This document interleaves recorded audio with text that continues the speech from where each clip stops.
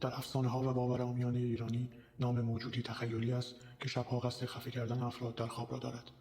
بختک موجودی نامرئی است که شب هنگام بر بدن انسان چیره می شود و تمام بدن را در اختیار گرفته و قفل می کند. در این حالت شخص فقط نظاره‌گر ناتوانی خود است. ترسی شدید وجود شخص را در بر می‌گیرد و انسان توان کوچکترین واکنشی نسبت به این ترس را ندارد. در برخی باورهای قدیمی معتقدند که بختک روی سینه افراد می‌نشیند و تمام وجود آنها را فلج می‌کند. شاید ترس انسان از این موجود نیز به دلیل این است که حضور آن را بر روی خود احساس می‌کند ولی نمی‌تواند آن را ببیند. اما از نظر علمی واقعیت چیز دیگری است. فلج خواب.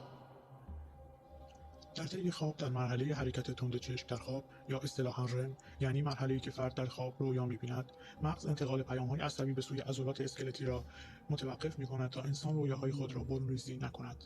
یعنی مثلا وقتی در خواب می‌دود از رخت خواب بلند نشود و شروع به دویدن نکند. هنگامی که شما قصد دارید بیدار شوید، مغز دوباره کنترل عضلات را به دست می‌گیرد.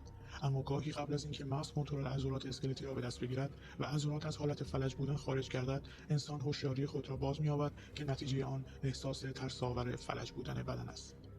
فلج خواب حالتی است که در آن فرد هوشیار است اما قادر به حرکت یا صحبت نیست. در طول این اتفاق فرد دچار هالوسه یا توهم می‌شود، مانند شنیدن، احساس کردن یا دیدن چیزهایی که وجود ندارد که اغلب منجر به وحشت می‌شود. این اتفاق معمولاً بیش از 2 یا 3 دقیقه طول نمی‌کشد.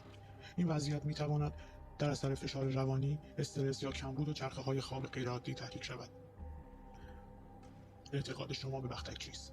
آیا شما تجربه مشابهی در این زمینه دارید؟